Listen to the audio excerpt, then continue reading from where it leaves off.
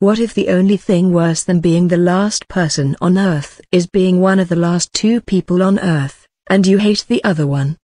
From the Midas-like hands of Phil Lord and Christopher Miller, the comedic writing and directing duo responsible for injecting life into seemingly doomed by concept projects like the wonderful sitcom-turned-movie reboot 21 Jump Street and the based on a corporate toy The Lego Movie, have struck gold again with an idea that, on paper, sounds not only boring but downright awful.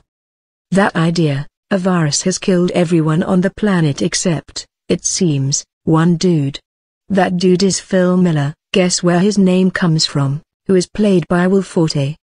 Phil lives in Tucson and has traveled around the country, spray painting his whereabouts everywhere with the straightforward tag "Alive in Tucson."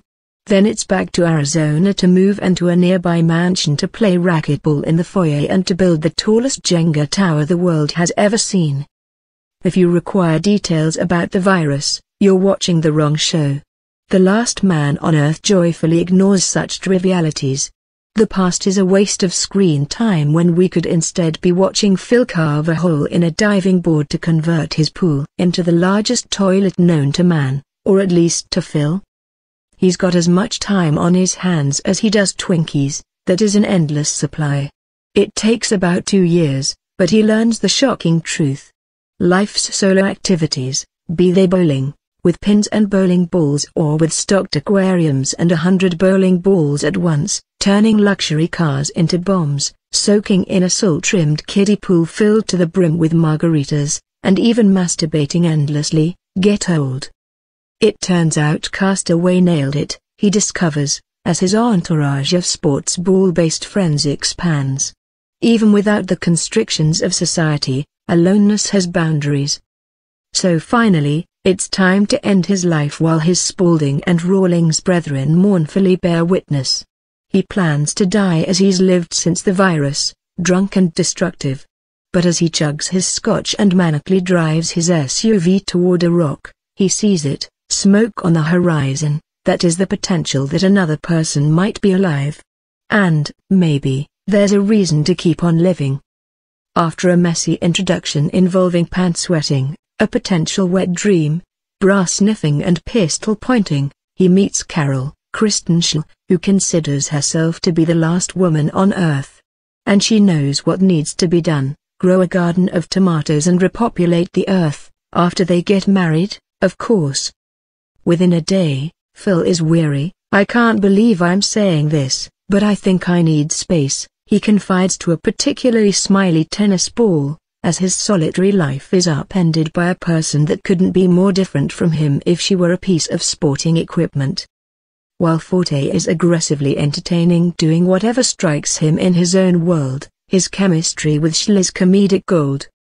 Since the show doesn't take itself particularly seriously, they're allowed to hate each other with glee.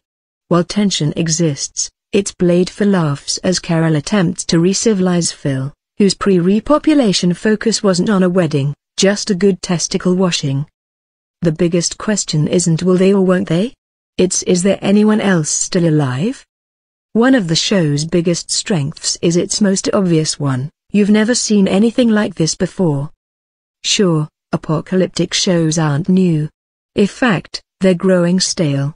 But this one is a unique breed. It's unconcerned with the why and instead focused on the who. It trades endless zombies for endless pornographic magazines, and also explores our own fantasies. After all, who hasn't read a book like Z for Zachariah and dreamed of being the last person on Earth, if only for a day or two? Running through grocery stores, exploring a world without consequence, running every stop sign. Sure, not everyone would use a gun instead of keys, sorry, Phil, nor would everyone lock lips with a mannequin, but it's a dream we've all had at one time or another.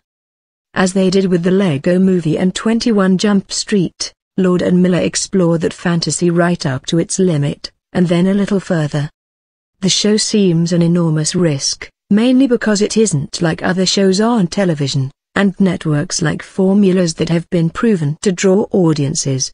But that uncertainty, in the able hands of Lord and Miller, is the very reason for its success. Unfortunately, Networks are obsessed with being safe. We probably won't see many more shows like this, but if network television is interested in remaining more populated than Phil's Earth, we should. Have something to add to this story? Share it in the comments.